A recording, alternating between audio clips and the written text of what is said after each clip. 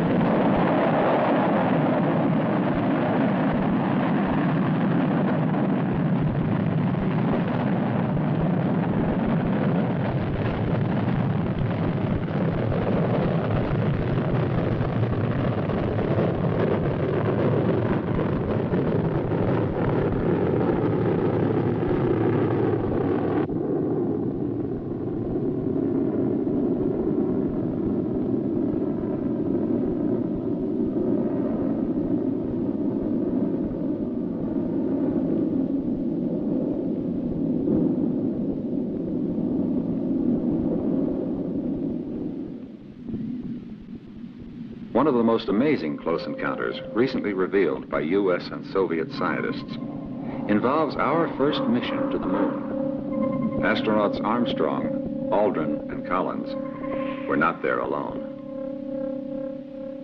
On the third day out, a strange object was spotted, but its distance and shape could not be determined. It disappeared, and the astronauts never knew what they had seen. When they neared the moon, they heard strange noises on their radio, which they thought could be a code. When Apollo 11 landed in a moon crater, Neil Armstrong reported to NASA Mission Control that two large mysterious objects were watching them. These two alien spacecraft landed near the lunar module. Buzz Aldrin took motion pictures of them from inside the module, and then continued photographing them from the moon's surface.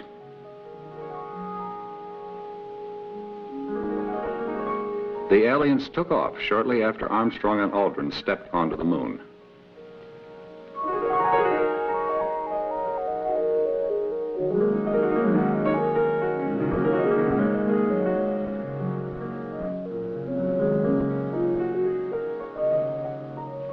As the Aldrin pictures were never released by NASA, and there were several interruptions in transmission from Apollo 11. Many conclude the suppression and censorship were part of NASA's ongoing cover-up of UFO encounters.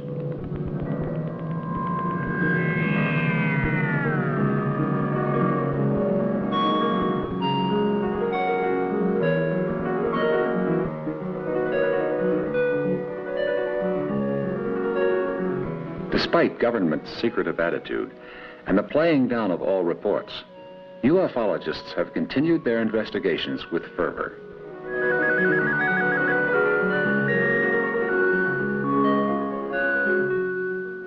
As descriptions of UFOs vary greatly, for more information, we have contacted the world-renowned ufologist Trevor James Constable, who has been cataloging UFO sightings for over 30 years. With reference to each particular type of photograph that I have taken, there are available similar photographs from other sources that were taken by people actually with little or no knowledge of this phenomenon, and usually they were accidentally taken. Here is the original bioform picture that I took in August of 1957. We call that one the amoeba, and there are some 4 successive photographs of this thing taken on infrared film immediately above my head, and then on the later exposures against the known background of the desert floor, a place to which you could return any time if you wished. This one was taken in color by a deputy sheriff, Sheriff Stroke, near St. Cloud, Minnesota. There was a case involving President Carter's personal helicopter. A photograph was made by a civilian employee of the Defense Mapping Agency down there, and she was covering the president's departure. And there are perhaps 100 people watching the helicopter depart. And here is another one of a very similar type to the President Carter picture that was taken by Lee V. Ertley, a nationally known outdoor writer. This was taken in Utah. Again, the object was invisible when photographed. Here's one that was taken by me above the top of Mount Wilson in 1961, 4,000 feet in the air, just shortly after dawn. The object is of the same general type as the 2 that we've just seen. The objects in the Panama photograph involving President Carter's helicopter and the photograph taken by Lee Ertley, both of these would, to my evaluation, be manned objects or intelligently constructed objects, because it's obvious from the images that force fields of extreme strength are being employed in the propulsion of the disc or discoidal vehicle that appears in there. The picture tells you that this is something that is engineered rather than biological. Here's a bioform taken by Richard Toronto in Vallejo, California, taking a number of photographs of these amoebic-type space critters. Here is a photograph of the late George Van Tassel, very well known in UFO research. When this photograph was taken, was addressing a throng of some 2,000 people. The object above his head was not seen by anybody present. High-speed infrared film did make it apparent. These objects are appearing not only in Panama, or over the Utah desert, or in California. They're everywhere. For example, recently here in January of 1979, there was a tremendous controversy erupted over some sightings in New Zealand, in the New Zealand area.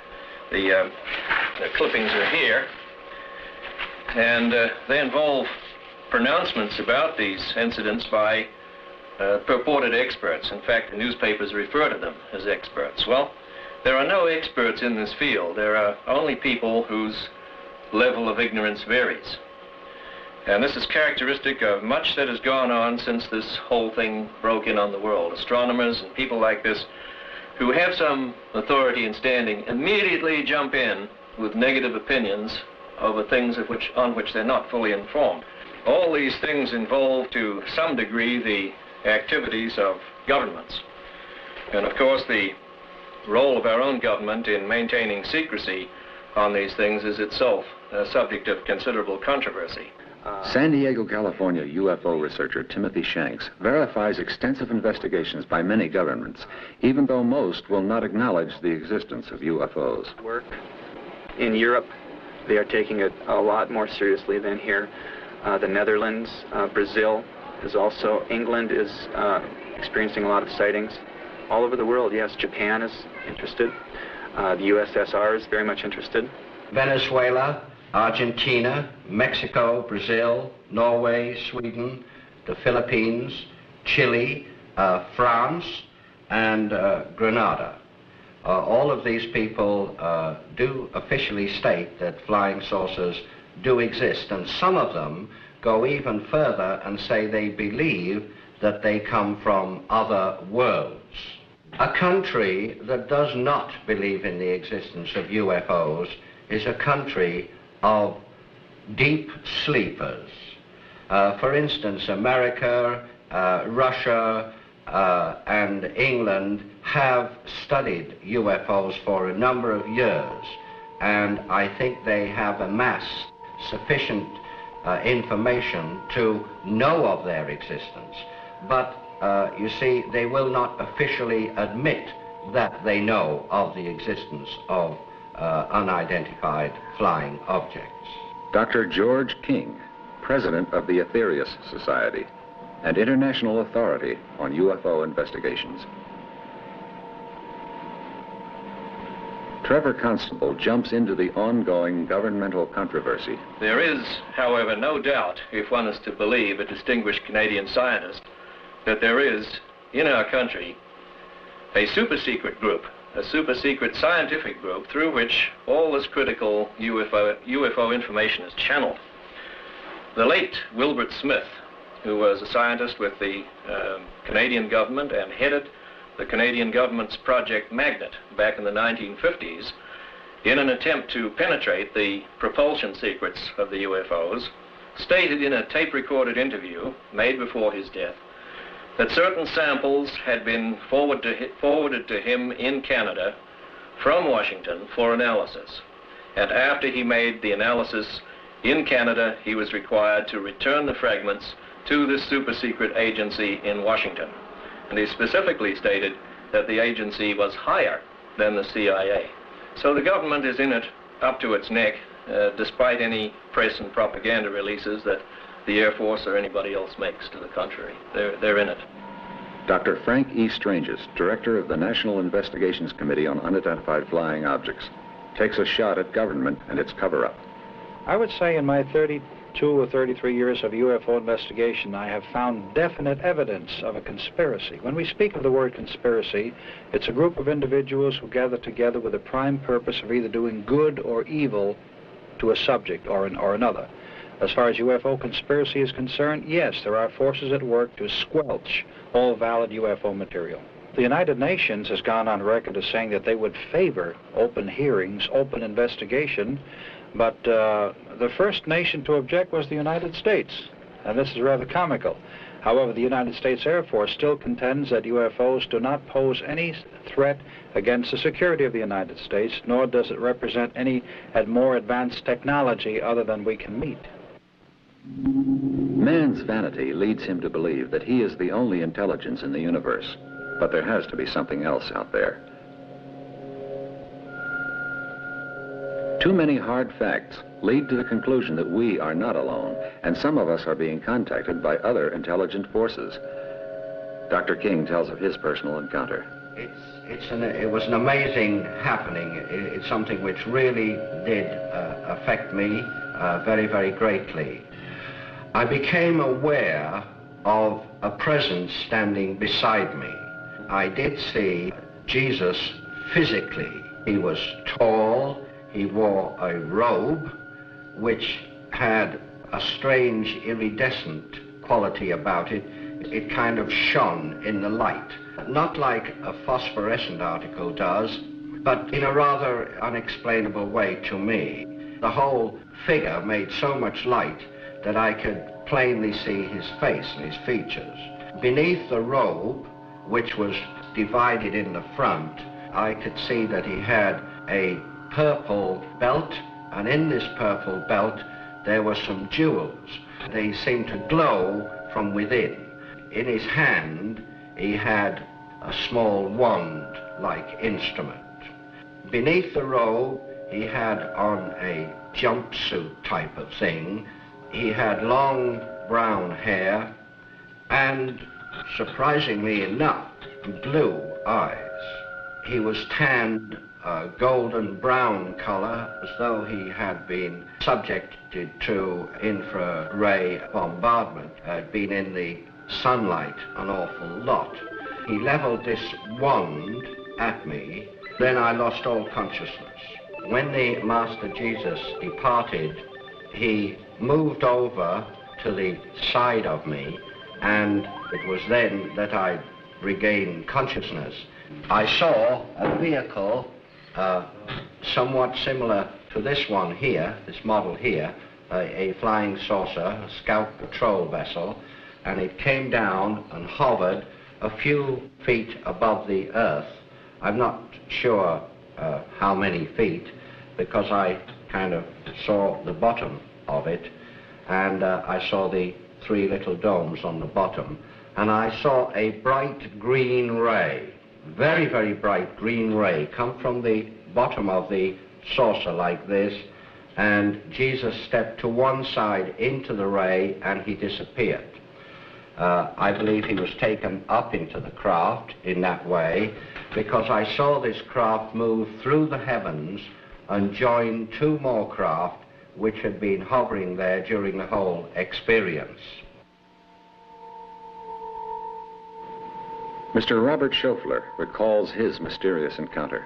I was sitting in a car, and suddenly the car was filled with a brilliant blue light. There was no sound. I looked up to the sky, and there was a beam of light coming down towards me. Then it went out, and there was nothing there.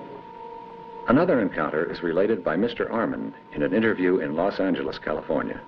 And then I jumped up and stood in front of the tent, and a blue one flashed across the side of the mountain. Another one came over the top and lit up about 3 acres. And I turned to him, I says, "Joe, did you see that?" And he had his head covered up. And I went to shake him.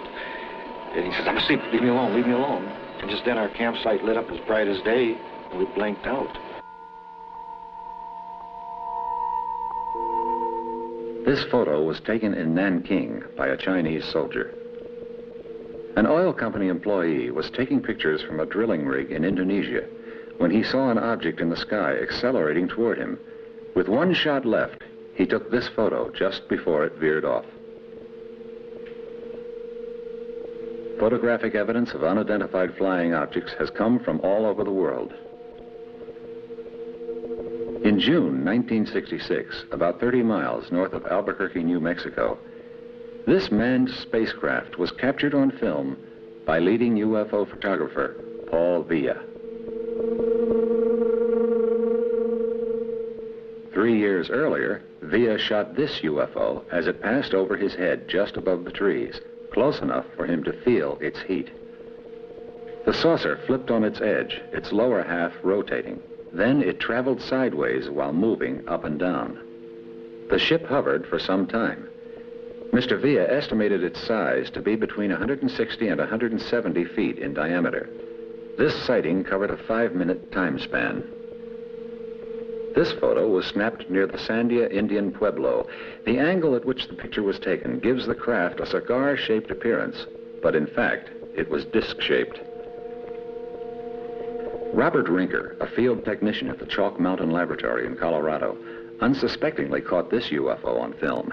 He doesn't recall seeing it at the time the picture was taken, but did hear motor noises he attributed to a snowmobile. This impressive picture was taken by scientist Dr. Daniel W. Fry. This amoeba-type object is similar to those seen and photographed over Sydney, Australia. This was taken in the desert near Albuquerque, New Mexico on April 18, 1965. 5 hours later, in the same area, a second craft was visible for a few seconds. Flares used in a New Jersey civil defense test attracted this UFO. George Adamski shot this near Mount Palomar Observatory in Southern California. This was taken by Dr. Daniel Fry in Riverside, California.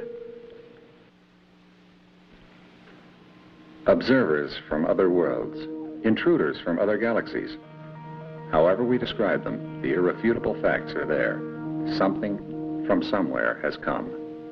And through the development of the camera, the introduction of infrared photography, refined radar and sonar devices, laser technology, and many other scientific advancements, investigators have been given the tools needed to obtain tangible proof of their existence. One such investigator is Wendell C. Stevens, a retired U.S. Air Force Lieutenant Colonel. I was laying on a lounge chair in the backyard of my home, looking towards the Catalinas, and I was watching two jet fighters flying by, and as I was looking for them, ranging my eyes, I saw two little lens-shaped objects far beyond the jets, flying in a wobbling motion like a penny falling down in the last stages of falling down, one behind the other, and every time they'd turn in the sunlight, they would glint, one after the other, and they continued in a straight line until they disappeared beyond the Rincon Mountains to the east. Was there another encounter? The second time was at night. I was, a friend had just left my house going across town, and he was up on the northwest side near Fort Lowell and First Avenue, and he stopped his car and gone to a telephone booth to call me and say, you know those things we were talking about? I think one is going over town right now. And I laid down the phone and went out to look, and sure enough, there was a soft, luminous orange ball coming from the direction that he told me to look in. And it came almost directly over my head. And it was still approaching, and I ran back in. I told him, yeah, I see it. I'm going to go back outside. He said, wait a minute, there's another one right behind it. So I watched that, and then I watched another, and after the third one, I went back in. I said, yeah, there's quite a few. There's still more coming, and 8 of them passed over, one behind the other, about 30 degrees of arc apart. This is one of the earliest known photographs of a UFO. It was discovered in old harbor records in Oslo, Norway, and is dated July 27th, 1907. Fatima, Portugal, 1917. 12,000 people saw this huge UFO, which was photographed by a local newsman. This photo has been published countless times. It was taken in Washington, D.C. on July 29, 1952, of a large cluster of UFOs surrounding the Capitol building dome.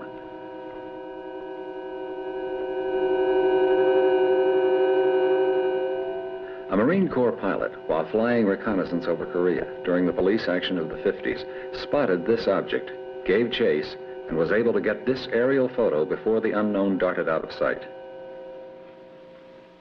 This was shot by an 11-year-old boy in Japan in 1976 and declared authentic by experts. The location was Tainter Lake near Colfax, Wisconsin, April 1978. A man and his girlfriend were enjoying their afternoon of fishing when the sighting occurred. He grabbed his Instamatic camera and shot these photographs during the 3 to 4 minute encounter. Mr. Joyce and his wife Norma, on an evening walk in Hot Springs, Arkansas, spotted this UFO. Wendell Stevens continues. I had some contact with witnesses in Alaska when I was on a military assignment up there. They experienced close approaches by circular disc-shaped craft over the polar area as we were mapping that region from 1947 to 1950. Although limited in ways of communication and record keeping, there are still many indications that sighting of UFOs and alien encounters occurred thousands of years ago.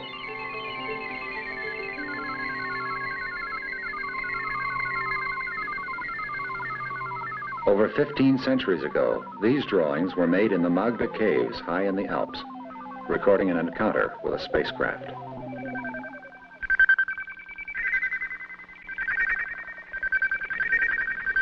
Together with the objects most familiar to the early caveman, such as the bull, horses, and trees, we find over and over again, most faithfully reproduced, other things natural to the environment. Flying discs and cigar-shaped objects that are simply known on Earth today as UFOs.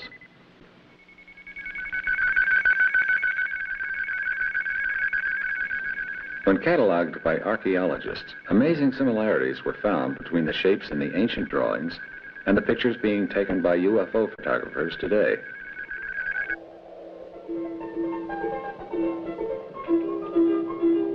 If you were to travel south from Lima along the coast of Peru, with the Pacific Ocean on your right and the Andes on your left, you would soon arrive at Nazca, a small, modest agricultural community of hard-working descendants of the pre-Incan Indians. This rugged country has long been of interest to archaeologists, having been the site of the great Incan Empire. In recent years, other scientists and researchers have journeyed to this impoverished area in search of traces of an ancient civilization who kept records of visitations of spaceships and space beings. These researchers feel that much that they have found thus far lends support to the theory that aliens did come to this planet and possibly colonized.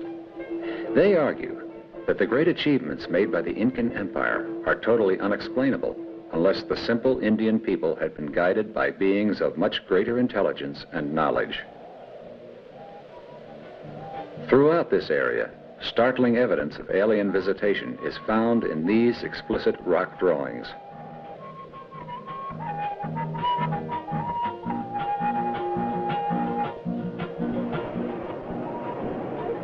Modern Swiss writer Erich von Däniken, in Chariots of the Gods, advances the notion that some 30 to 50,000 years ago, visitors from another star system not only landed on Earth, but interbred with the ancient Indians living in the area, leading to the interesting possibility that the present-day Nazcans are the descendants of those alien visitors of the past.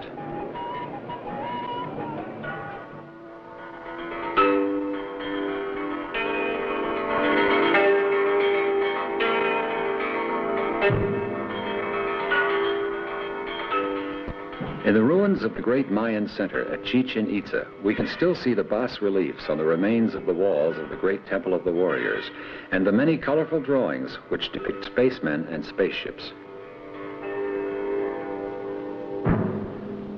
The same type of carvings and drawings are found in the ruins at Uxmal. In the days when the Mayan civilization flourished, each community depended on a ceremonial center, each with its own identity and architectural style. Yet one thing they all had in common was the picture writing depicting the space beings and their ships. It is, of course, possible that visitors from a more advanced civilization did bring to our planet the knowledge of mathematics and physics that were necessary in the building of the pyramids and Stonehenge. As far back as the Middle Ages, men had no doubts. These huge constructions were the work of unearthly beings. Some of today's researchers believe that Stonehenge was built as a most sophisticated astronomical observatory used for predicting eclipses. But by whom? Surely not the Neolithic farmers who resided on the Salisbury Plain, who were without a system of writing or numerical notation. Surely these simple people were incapable of demonstrating the skill in surveying and geometry necessary for such accomplishments. We have seen photos of alien ships, but we can only speculate on the means used to propel them. Some ufologists believe that these highly intelligent beings have not only discovered the secrets of the natural forces that control the movement of the planets through the universe, but have been able to harness these forces for use as the ultimate power source. To explain this propulsion theory, noted scientist, educator, and UFO lecturer Chan Thomas. I'm a scientist. I've been involved in the field of cataclysmic geology for about 15 years.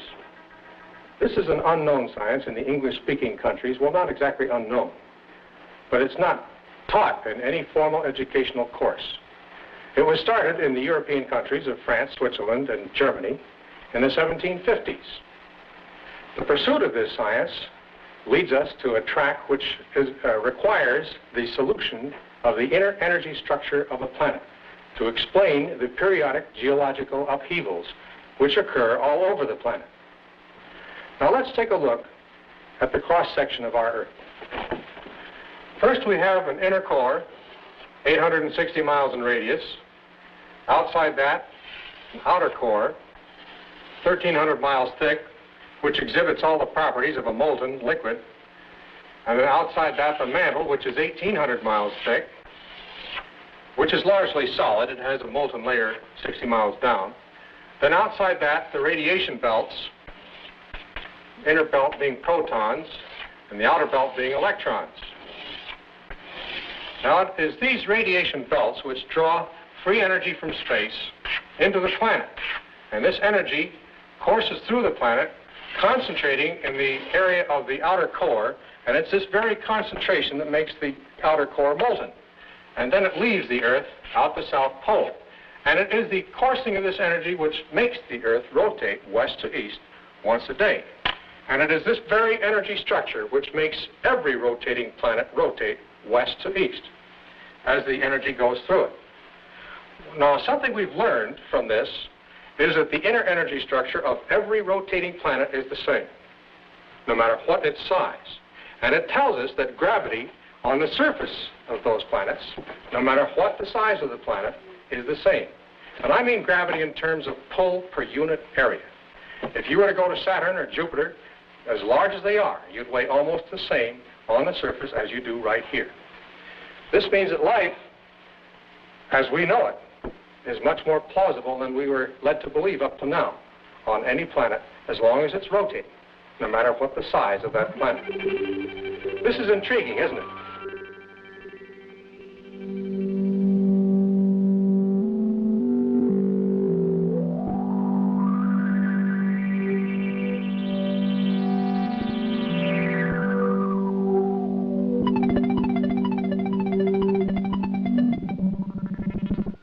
In a letter dated September 23, 1947, to the Commanding General of the Army Air Forces, Lieutenant General Twining of Air Material Command expressed the opinion that there was sufficient substance in the reports of UFOs to warrant a detailed study. On December 30th, 1947, Project Sign, later known as Project Blue Book, was born.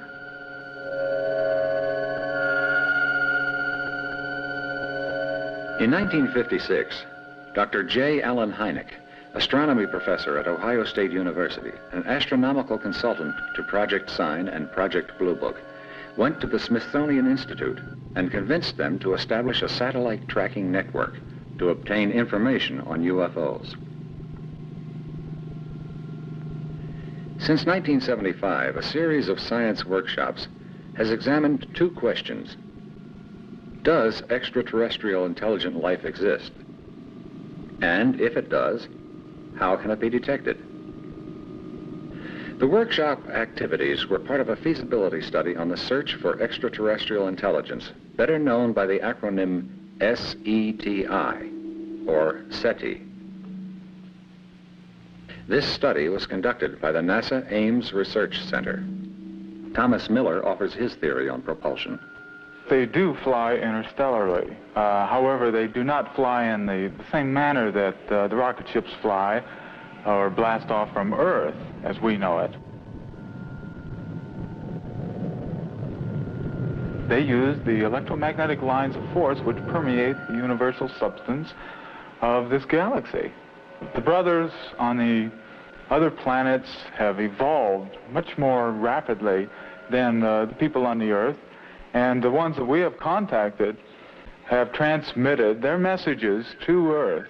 And they have given us pertinent information of instrumentations which they will help us build and construct when they do make physical contact, such as an energy device which will use the natural oscillation of atom structures themselves.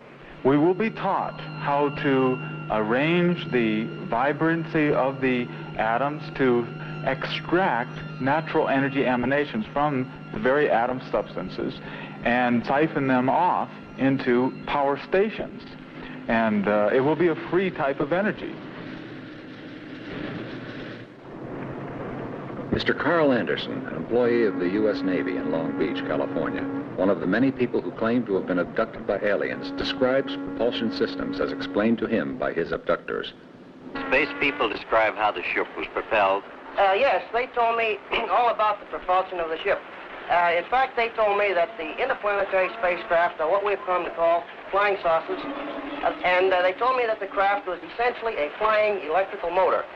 The field coil turning in one direction, the rotor or the armature going in the opposite direction, propelled by a power in the center, such as a battery, of a type which we're not familiar with.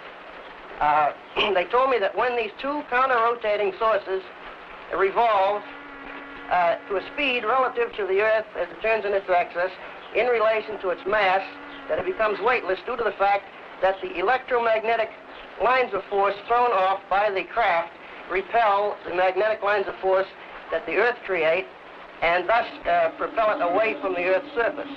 Now, by reverse polarity, this can be made to attract and thus pull back toward the planet again. By neutralizing this effect between the attraction and the repelling force, this is how they are known to hover in one spot. Dr. King is in closer agreement with Mr. Thomas. We have the large mother craft. These can be tremendous size. They have a capability of, shall we say, tuning into natural magnetic forces which do flow very freely through this galaxy and transferring that into kinetic energy. The usual type of scout patrol vessel, like that in this little model here, which, by the way, is made exactly to scale. This is a model of a scout patrol vessel, which is about 32.5 feet in diameter. Now, this vessel here has three propulsion units. One I won't mention at this time, it's too complex. The other, again, it's capable of tuning into the natural flow of forces throughout the universe. But the third one is very interesting.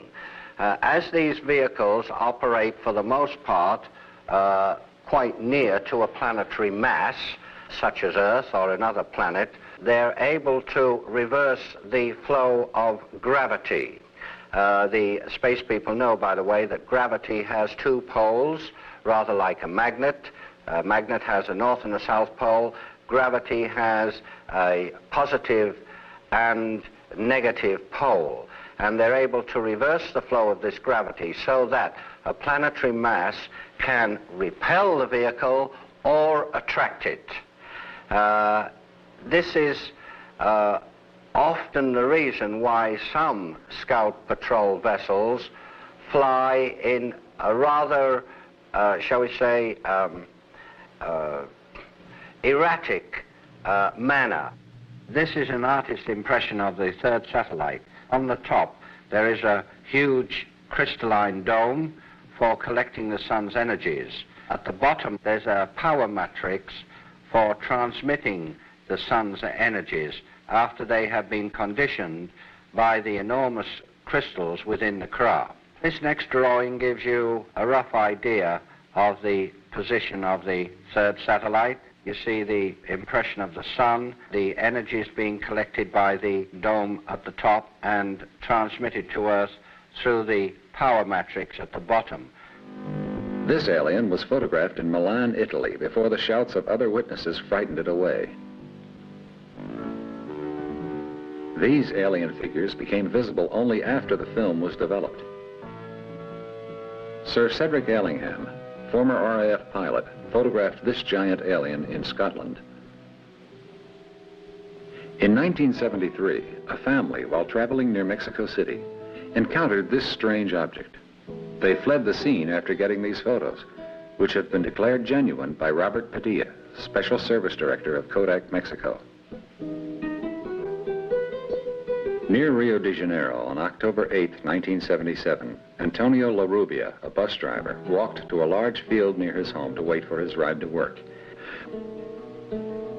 It was 2:15 in the morning, and the dim light made it difficult to identify the enormous leaden object blocking his path.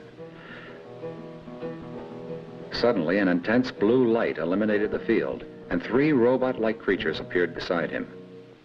The next thing he was aware of was being inside a ship and being examined by the aliens, at which time he claimed they took a sample of his blood and made drawings with it on a TV-like screen.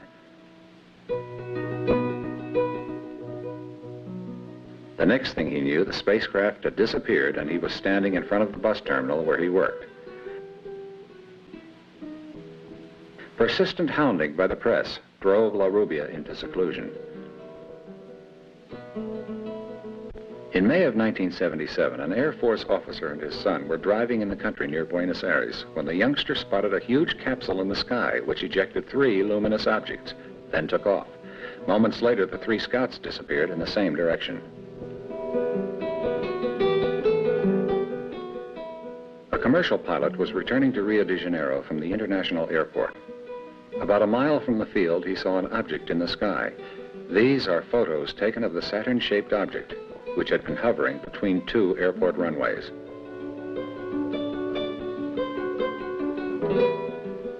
A young architect in Maldonado, Uruguay, was driving home when bright light flashed in the sky and he saw this silvery object. Fortunately for his reputation in the community, a lady in a nearby farmhouse verified the sighting. Others relate their experiences with alien beings. Robert Short tells of his strange encounter. My first encounter was in October 1958 with what I claim to be an extraterrestrial being that I've since found out comes from the planet we call Saturn in our solar system. It was, to me at the time, a very frightening experience. The being said to me, "We have come down to make an adjustment in the power of our craft. We will see you at a future time." Mr. Robert Schofler. I found myself going to Orcas Island in Washington, Key West in Florida, Palenque and Chichen Itza on the Yucatan, Teotihuacan at Mexico City. And each of these places, I met beings. They would come up to me and know who I was, not by name, but why I was there, and they had similar purposes. Doctors King and Stranges disagree. All the people in this solar system are friendly disposed towards Earth, and they are very, very advanced people. But there are other people in other parts of,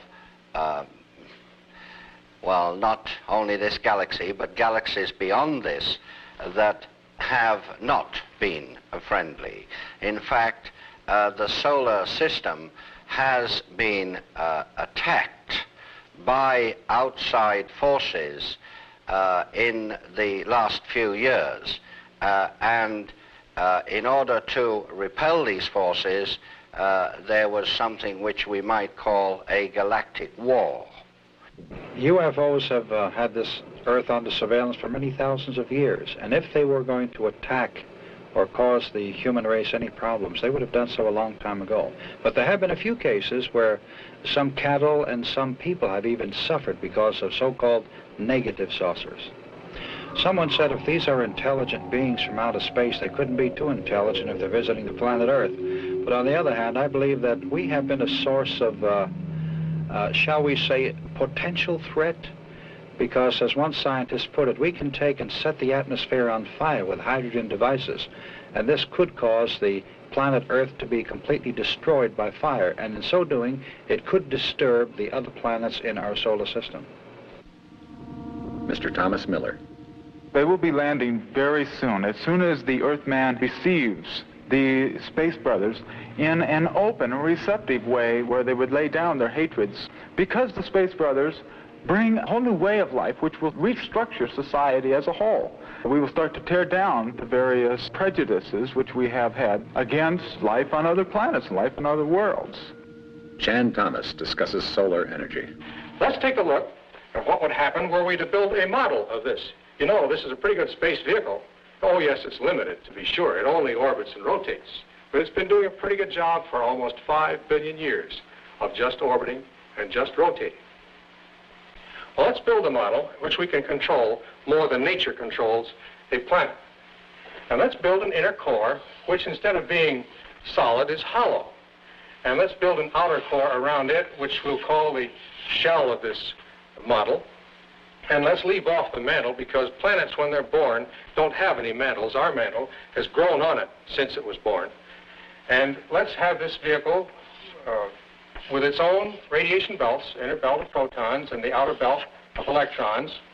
And these actually form donut lenses, as I like to call them, to draw free energy from space into this model, and it courses around the inner core.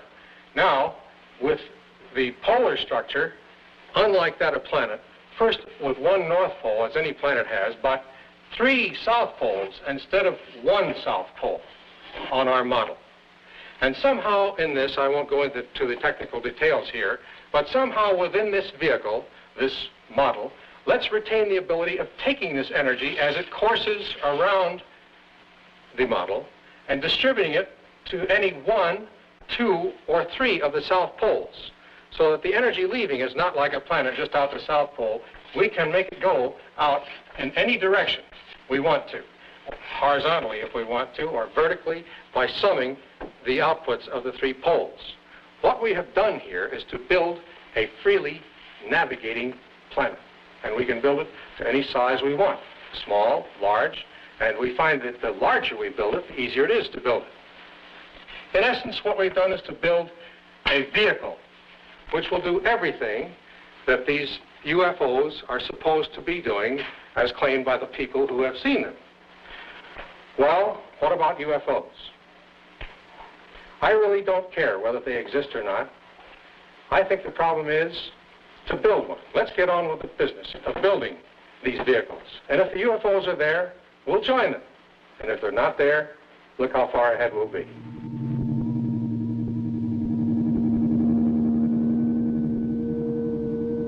Over the past few decades, there has been increasing debate about the existence of intelligent life in space. More recently, there has been a growing interest in the ways of detecting intelligent extraterrestrial life forms. In a letter dated September 23, 1947, to the Commanding General of the Army Air Forces, Lieutenant General Twining of Air Material Command expressed the opinion that there was sufficient substance in the reports of UFOs to warrant a detailed study. On December 30th, 1947, Project Sign, later known as Project Blue Book, was born.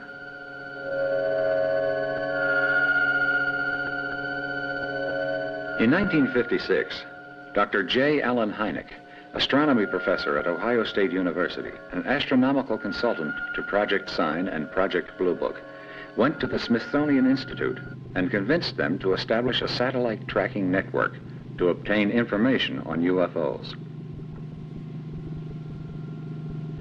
Since 1975, a series of science workshops has examined 2 questions. Does extraterrestrial intelligent life exist? And if it does, how can it be detected?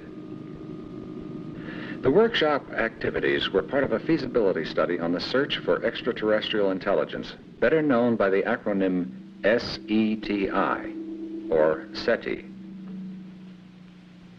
This study was conducted by the NASA Ames Research Center. Project Blue Book, begun as Project Sign in 1947, assigned its staff to carry out 3 main functions. First, try to find an explanation for all reported sightings of UFOs. Second, determine if UFOs pose any threat to the security of the United States. Third, determine if UFOs could contribute any advanced technical or scientific knowledge. Blue Book officers were stationed at every Air Force base in the nation. The project produced what the Air Force considered a satisfactory explanation for most of the nearly 13,000 sightings reported through 1969. Of the unexplained UFO incidents, the official statement is, the description of the object or its motion cannot be correlated with any known object or phenomenon. On the basis of Blue Book reports, the Air Force drew the following conclusions. First, No UFO has ever given any indication of threat to the national security. Second, there is no evidence that UFOs represent technology beyond present-day scientific knowledge. Third, there is no evidence that any UFOs are extraterrestrial vehicles. Many skeptics charged that the Air Force was not telling all that it knew, and the transfer of the responsibility of UFO research from the Air Force to the University of Colorado in 1969 did little to end the suspicions and outright accusations of cover-up and censorship.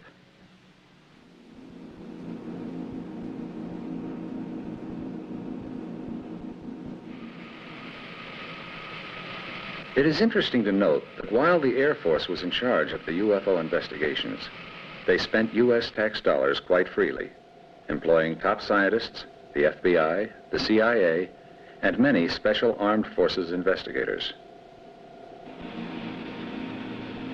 For nearly 30 years, the Air Force kept its files classified. But now, with the release of the Project Blue Book reports to the public, you can read for yourselves the actual interviews, reports, and transcribed conversations of witnesses to UFO activity and draw your own conclusions. UFOlogists now agree we must turn to the scientific community, not the military, for UFO investigations. Scientists differ in their speculations as to the kind of life forms which may exist in outer space. The Soviets seem committed to the idea that it would be essentially the same kind of life as exists here on Earth, from bacteria to man. In Western scientific circles, many possibilities are explored. Life based on ammonia, or even inorganic compounds. All over the world, researchers are simulating the conditions of other planets in the laboratory in order to see if bacteria and other simple organisms can survive. In many cases, the Earth bacteria has shown remarkable endurance and adaptability. Mineralogists, physicists, and biologists are hard at work studying meteorites, as they are the only extraterrestrial bodies available. The proof of the existence of organic substances in meteorites would support the existence of life outside the Earth.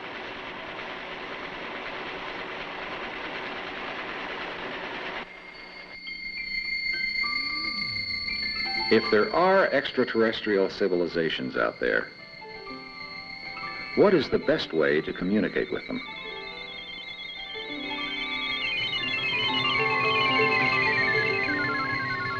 With our present technology, we can only hope the radio signals we are beaming into the galaxy will be heard and answered.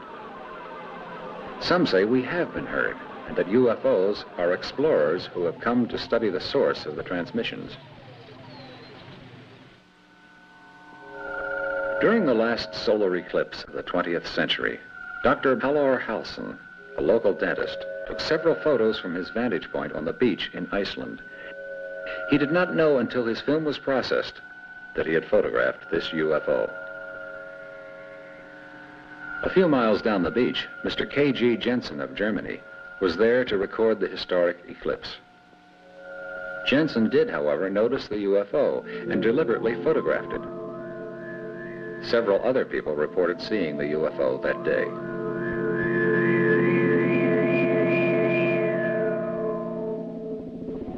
This was taken in Lublin, Poland, August 30th, 1977, by a photographer who still lives behind the Iron Curtain and asked to remain anonymous.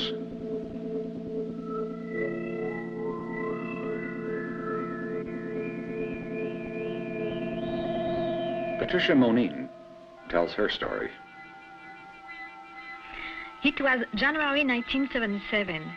As we came to the station where my father is a customs officer, when we came upon this thing which sat motionless in the sky.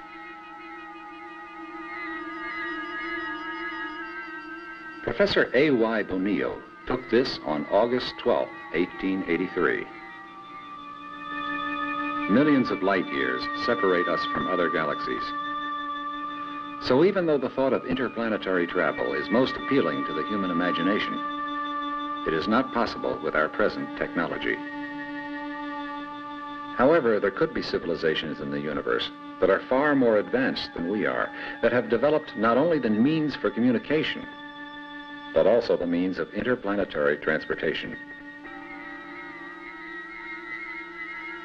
Mr. Woody Atkins deliberately set out to photograph UFOs reported in the vicinity of Lawrence, South Carolina on January 31st, 1978. He had 2 cameras, both equipped with ultraviolet filters. The 2 rolls of film were sent to different labs for processing. The original slides from roll 1 were lost.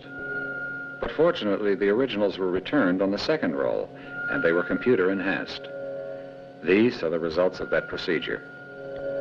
Notice the amoeba-like appearance of the object after being examined by the computer. This particular form of UFO has been the subject of great study by Trevor James Constable, pioneer UFO investigator. Amongst the things that I've discovered, I feel that the most important is the establishment of 2 main classes of these objects.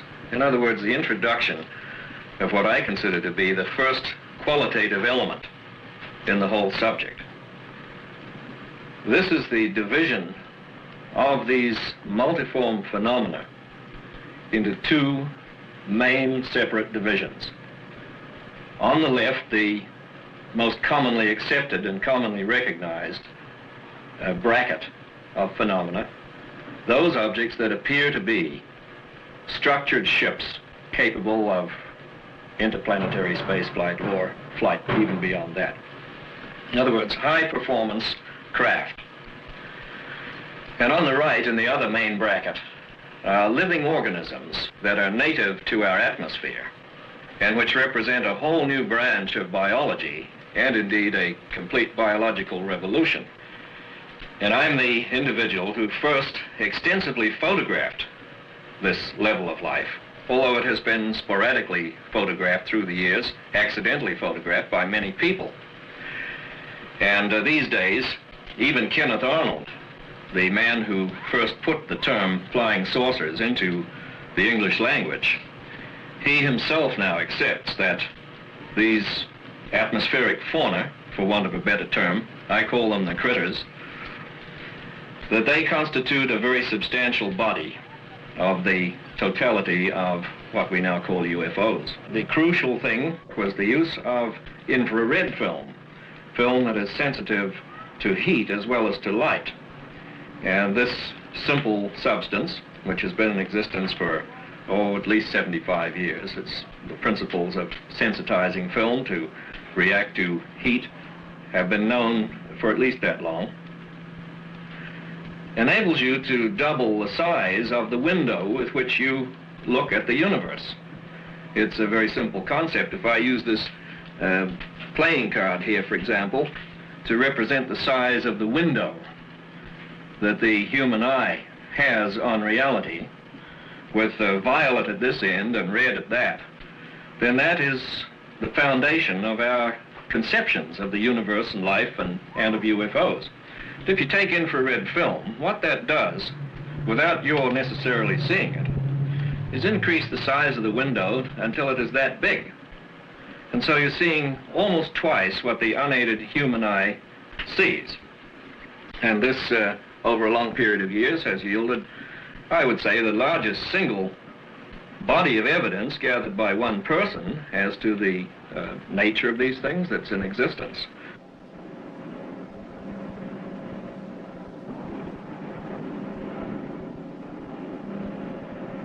The critters, as I call them, the living organisms of whatever kind in the atmosphere that are unseen. And they are self-contained mind-body units just like we are. A human being, when all said and done, is an integrated mind-body unit. And these organisms are of the same order as that, although much lower on the evolutionary scale than we are. On the other side, you have what are obviously manned constructs. They are devices of some type that are propelled by manipulations of energy that we do not yet technically understand, and to which we are just beginning to gain fringe access. But the 2 aspects of UFOs, the critters on the one hand and the craft on the other, each of which have to be given equal value in an objective investigation. These two things are mutually confused because the energy form involved is the same. The energy that propels the critters is used technically by the ships. That's the way I conceive of it as being put together.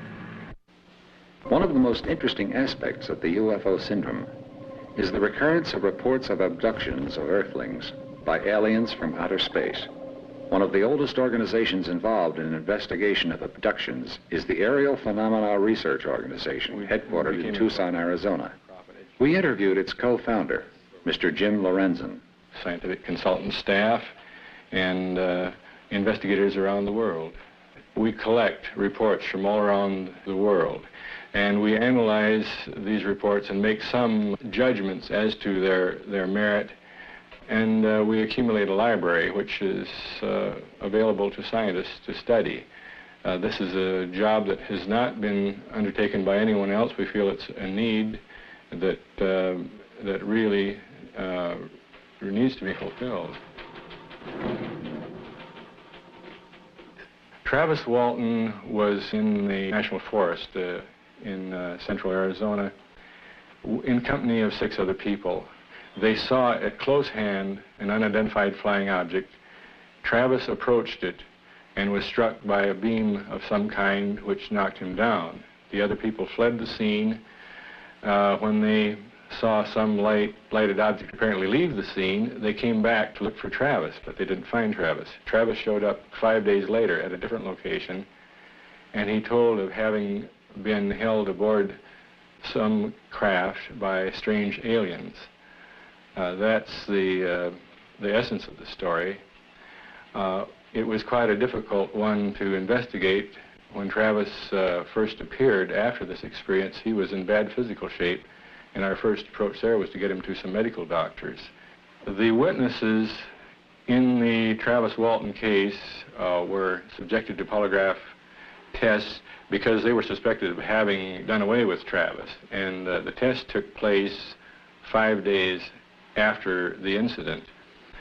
All of the 6 that took the test passed except one, and his test was determined to be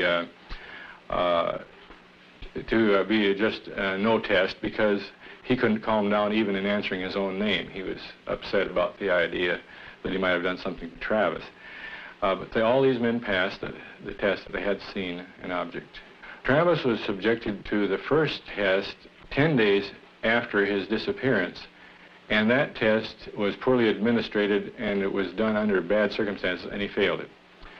We went back testing under the ideal conditions, and he passed, and he has since then passed additional tests, and he has passed the PSE test administered by the inventor of the machine. The PSE test determines stress in the voice, the assumption being that a person lying will show stress in the same way that polygraph picks up stress. Now, we use this quite often when we have just single witness testimony and we have it on tape, because all we need is the tape. So it's a very convenient tool for truth verification. We conclude that Travis Walton was telling the truth about a real occurrence to the best of his ability. In the most unusual encounter ever reported, an Italian security guard was abducted for an incredible 4th time. Fortunato Zanfretta of Genoa, Italy, has been hypnotized, given truth serum, and subjected to intensive questions. But his story is unshakable. Zanfretta's first 2 abductions, both in December of 1978, were followed by another in July of 1979. Then on December 2nd, 1979, a year after the first abduction, he was kidnapped again. After the last occurrence, eyewitnesses reported seeing the alien spaceship take off only a short distance from where Zanfretta was found. Jim Lorenzen tells of the Walton investigation. This young man in question contacted us by mail, sent us some photographs that he'd taken. And our first approach then was to analyze the photographs to see if there was any probability that they were hoaxed. They seemed to be genuine, so our next step then was to contact the young man and to check somewhat into his background and to become acquainted with him. Then our approach from there on is sort of like criminal investigation. We subjected his testimony to PSE, and he took a polygraph test to verify the truthfulness of his testimony. And also, since the man did report that he was abducted and that he saw aliens aboard a strange craft, we have had him draw what he saw aboard the craft, and we are also having an artist produce a model of the alien that he described. This is a model of an alien based on information supplied to artists by abductees William Herman and Travis Walton. Artist Alan Levine created this sculpture. Using the same procedures followed by police departments when investigating a crime, artist Levine was able to arrive at this likeness of the alien. Sketches were made while the abductee described the creature, and after these were corrected, Levine proceeded with the sculpture. This was a painstaking endeavor, as the witnesses did not always agree. Both men agreed on the almond-shaped eyes, small nose and mouth, the unusual position of the ears, and the large hairless skull. And although the alien does have a mouth, all communication was telepathic.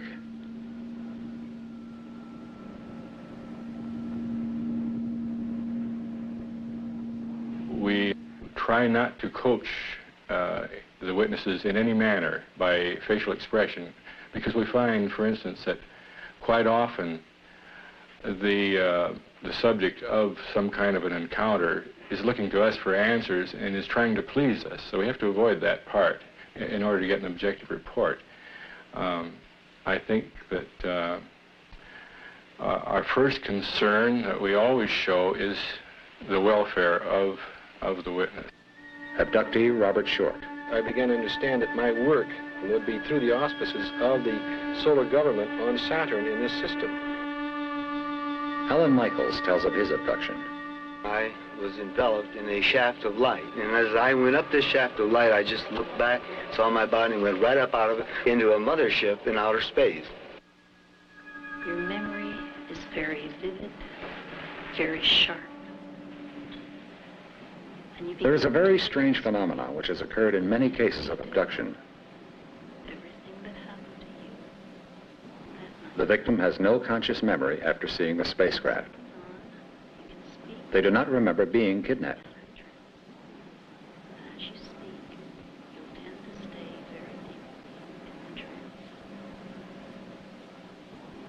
Vicki Davis didn't remember being abducted until she was regressed under hypnosis by a qualified medical doctor. Her only clue to her abduction was a recurring nightmare. Because she does not wish the publicity or notoriety, the doctor treating Vicki has asked to remain anonymous. This actual hypnosis session has been edited due to time limitations. From this point on, you can speak without coming out of the trance. As you speak, you'll tend to stay very deeply in the trance. Your memory is very vivid, very sharp. And you begin to re-experience in vivid detail everything that happened to you on that night. And from this point on, you can speak without coming out of the trance. As you speak, you'll tend to stay very deeply in the trance.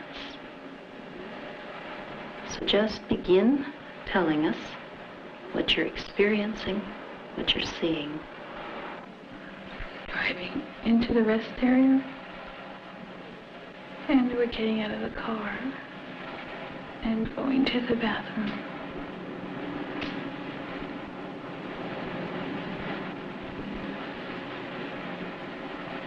And we're looking for a phone.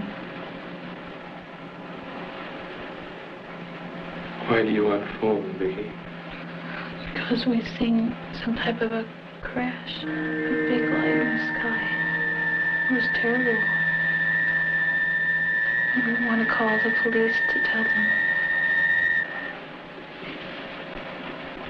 Do you find a phone? There's no phone.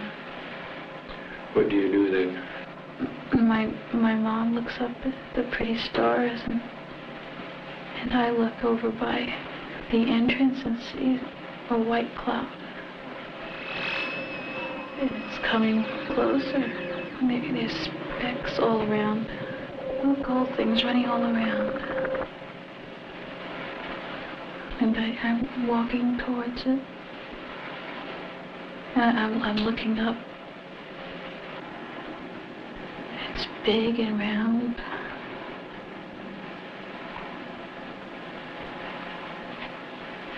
Can you see into it?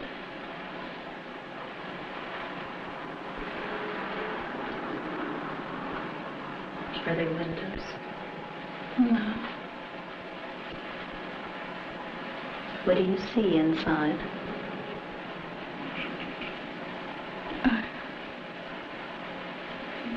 I'm on a table now. Like a table, but it's not a table. How is it like a table? It's long, and it's off the ground. Do you know how you got there? No.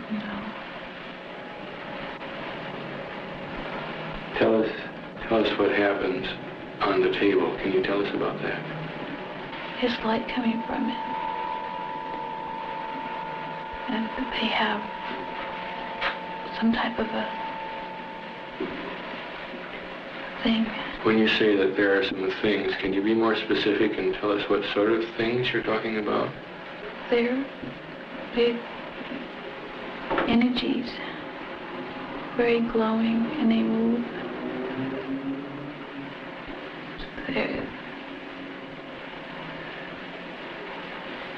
Do they have a shape that you can describe?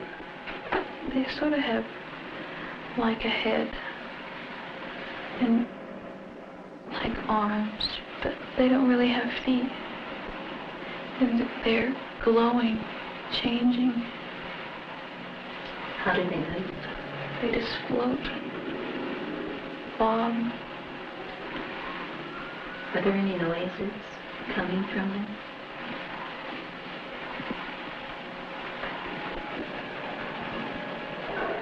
Do they have eyes, faces? They have some black spots, 2 black spots. How many are there? 3, 4. And what are they doing to you on the table? They're looking me over with some type of a thing. It's a machine type of a thing. It has light. Our cameras were allowed to be present when Brian Scott went into a self-induced hypnotic trance. During the trance, his eyes rolled back in his head, and he spoke in a voice which claimed to be Voltar, an alien from another planet. Testing proved the voice was not that of Brian Scott. Yana, go. 020-020. We understand that the probe wishes to impart information at this time. We're willing to receive this information now.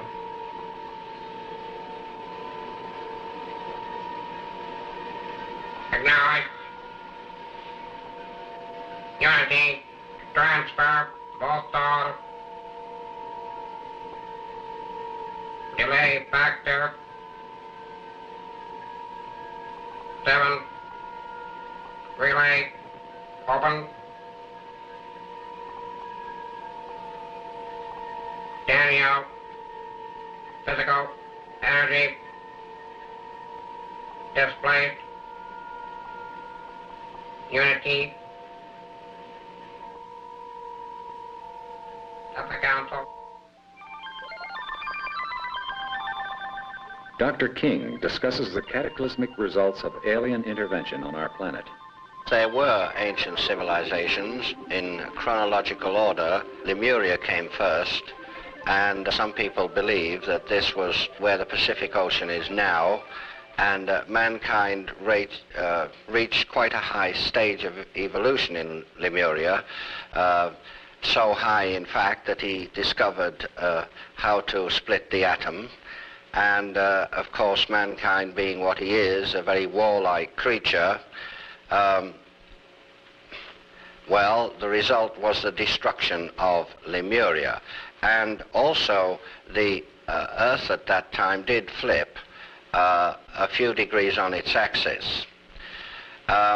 Later on, we had another civilization built up again from the atomic ruins of the last, and that was Atlantis. Now, it's interesting thing about Atlantis is this, that at one time, science can prove that the whole of Europe was covered with deep snow and ice. And some catastrophe happened very quickly, which altered the course of the Gulf Stream so that it flowed nearer to the coast of Europe and up through and actually near the tip of the north of Scotland. Some people believe that this was a part of the continent of Atlantis going down.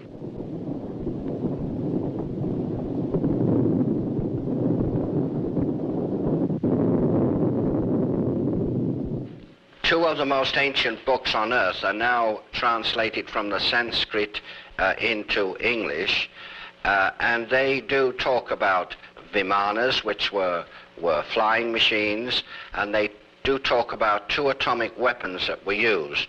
One, the Brahma weapon, and the other called Indra's dart. There was an atomic war, and the result of this atomic war was the destruction of Atlantis. Again, it's very interesting to note that people are now making quite some discoveries in this regard. For instance, they found a huge road about 100 foot beneath sea level. This road is made of very, very large stones which do not belong in that area, and these stones are fit very, very closely together. The stones, they estimate, weigh hundreds of tons each, and it's possible that the Atlanteans had powers which we do not have today. Are they trying to communicate with Earth through Vicky? What is the meaning of this strange writing, which bears a remarkable resemblance to the ancient Sanskrit?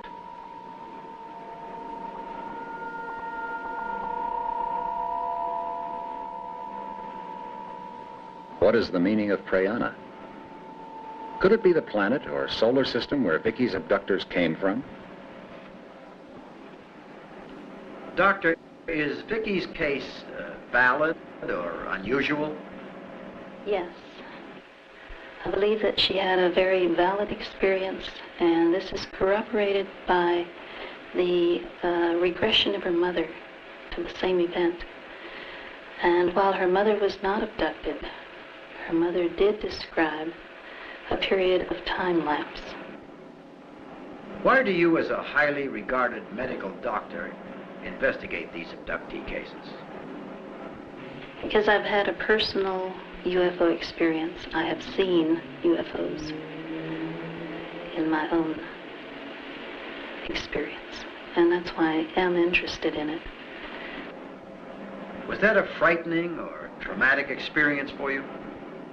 No, simply a sighting. I see. Do you think someone could be abducted or taken away and have no conscious memory of such an occurrence, Doctor? Not forever, no. I think it can be temporarily blocked, yes. Doctor, are you treating others with experiences similar to Vicky's? Yes, there are several, maybe 3 or 4 that are possible abductees, but they're still in the preliminary stages. and we need to have further investigative sessions with them. Is hypnosis always an effective tool in these abduction cases? That varies with the individual.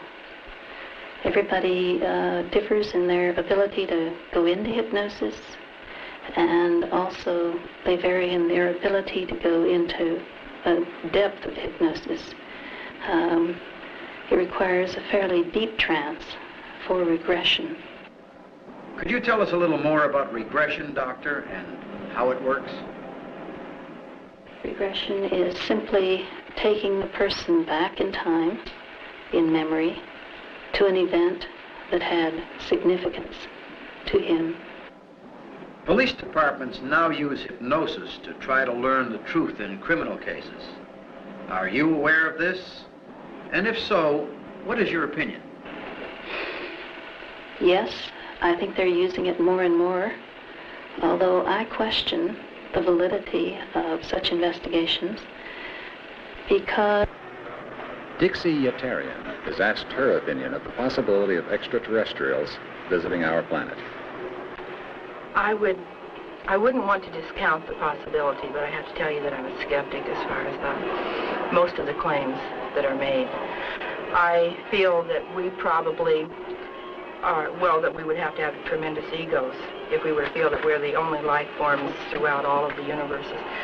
But I honestly don't feel that there are very many people who have had any contact with them. Tell me, Dixie, how do you explain the fact that even under testing, the abductees' stories remain unchanged?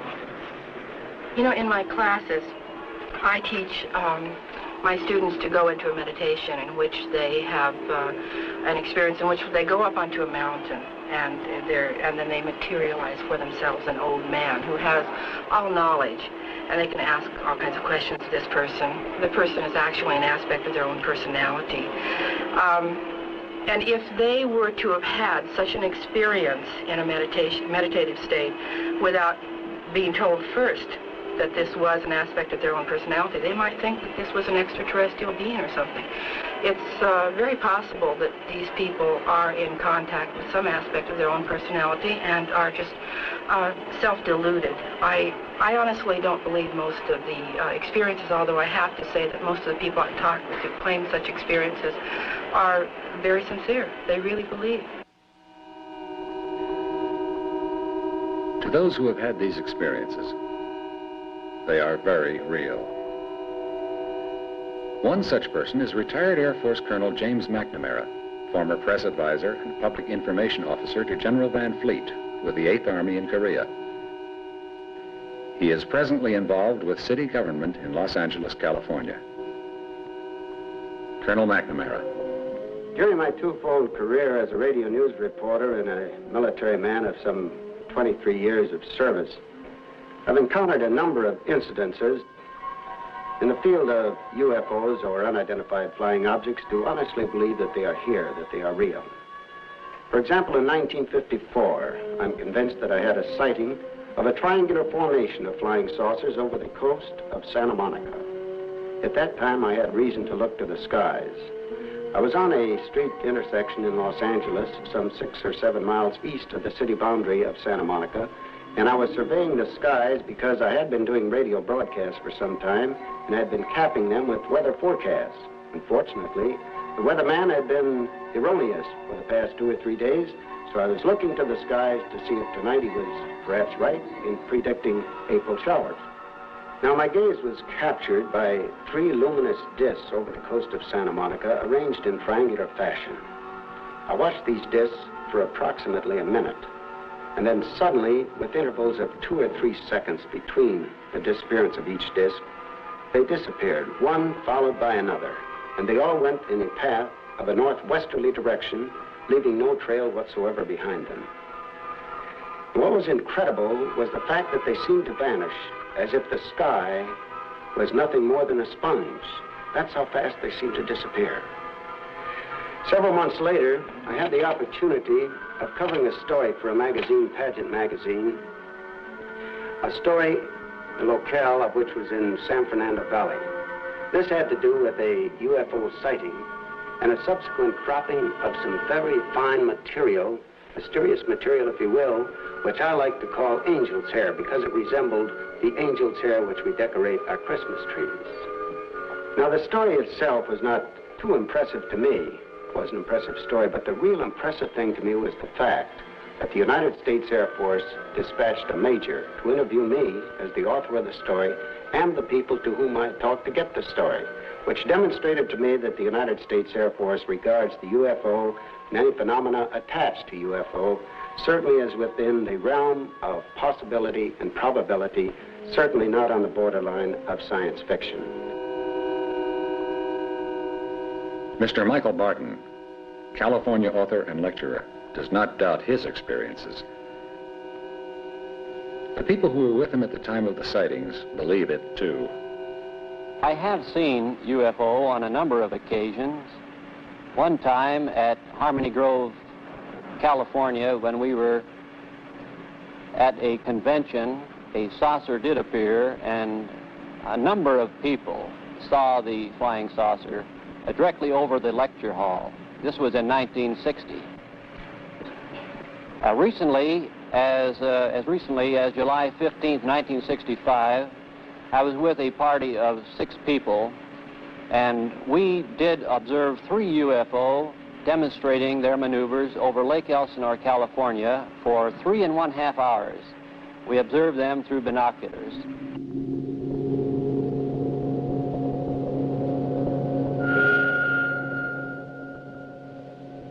Colonel McNamara concludes.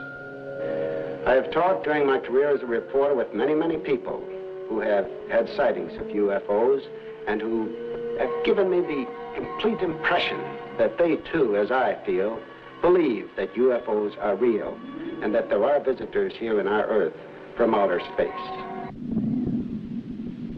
Alan Michaels makes a startling claim. There are some 2 million people in telepathic bodies on this planet now, making ready to receive Earth people to bring them into the kingdom of God. Dr. King claims there are at least 3 people from another planet living on Earth today.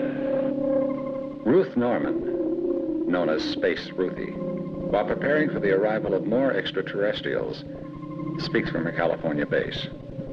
Greetings, Earth people. I am your Space Fleet Coordinator. I'm the forerunner for the space people who will be landing before long now on your Earth planet. I am the messenger and forerunner and ambassador from many of the spiritual worlds and the physical planes and the astral dimensions who have come to this your Earth planet to introduce you people to a higher way of life. Dixie, if aliens were to contact someone here on Earth, who do you think it would be? Well, first of all, I think that they would probably contact some of our great minds, some of our political leaders. I really don't think that they would channel through so-called mediums and give information about the nitty-gritty affairs of a person's life. These mediums who claim to be channels for extraterrestrial beings, people come to them and ask about their love life and their business concerns. I really don't think extraterrestrials would be interested in that. There are many, many, countless thousands of people who live here, who have incarnated here, but not who have come via spaceship. They're self-deluded. I really believe that. Most of them. I wouldn't want to make that a blanket statement. The ones I've met. I think it's really dangerous what they're doing. Mainly, as I wrote in my book, I've seen too many cases of people getting involved with these people and watching a trance mediumship sort of experience and then going home and thinking, gee, I could do that.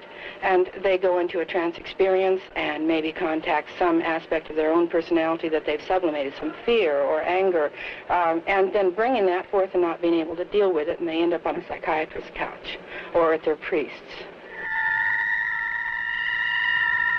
Not all sightings can be dismissed as unreliable. An object standing still in the sky over England was photographed by an airline pilot taking home movies while on holiday. It hovered for quite a long time, and he knew it was definitely not an airplane. He continued filming it as it streaked across the sky, leaving a visible trail.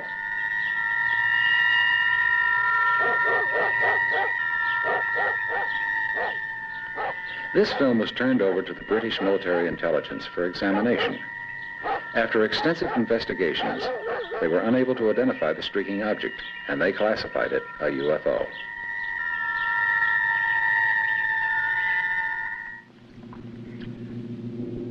This rotating craft was hovering over the trees in Merlin, Oregon, when photographed on 16mm motion picture film by Dr. Daniel W. Fry.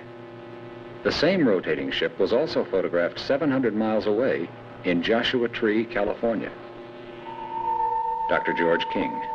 Almost always when people have a close proximity sighting, that is a UFO very near to the road, for instance, if they're driving along in their car, the car engine will stop and the headlights will go out, etc. This is common. It's happened all over the world. From his patrol car, Val Johnson saw a bright light in the sky. He recalls only the sound of shattering glass. Then, he was 854 feet from where he started. The engine was dead, the clock and his watch were stopped, and his face and eyes were burned.